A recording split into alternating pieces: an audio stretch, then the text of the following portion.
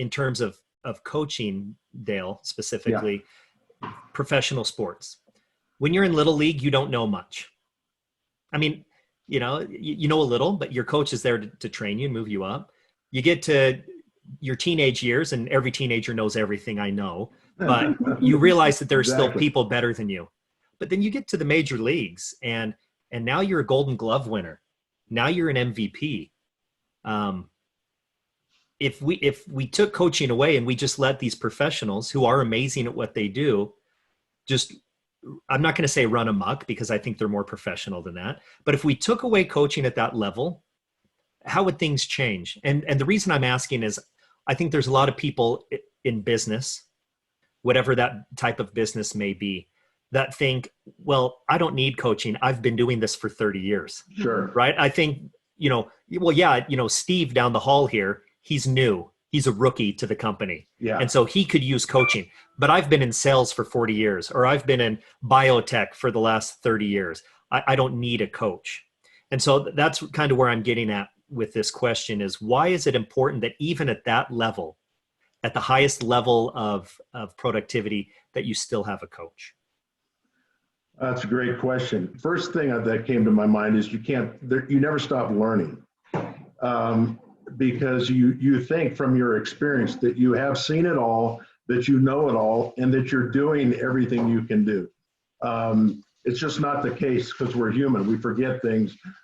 We go into slumps. We need a coach there to remind us of that.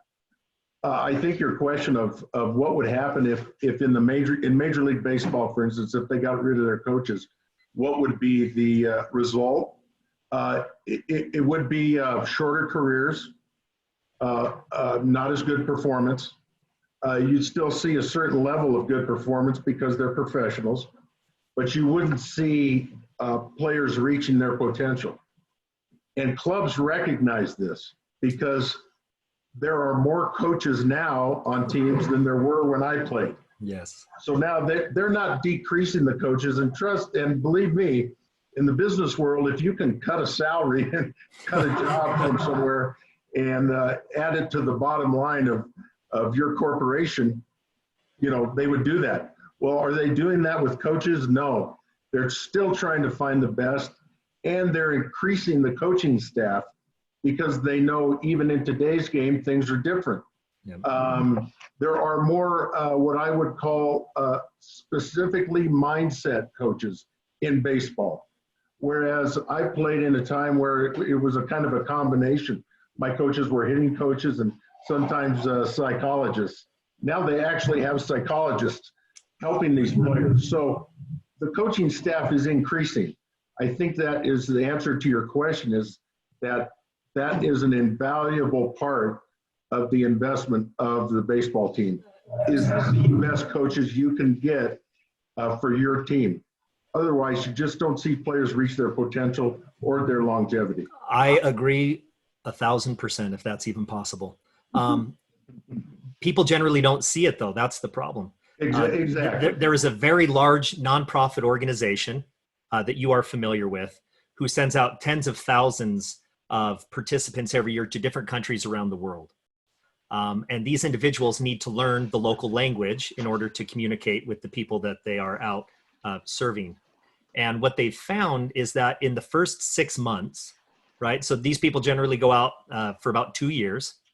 And in the first 6 months, their language proficiency skyrocketed on a trajectory like this, right? Because every day they were learning.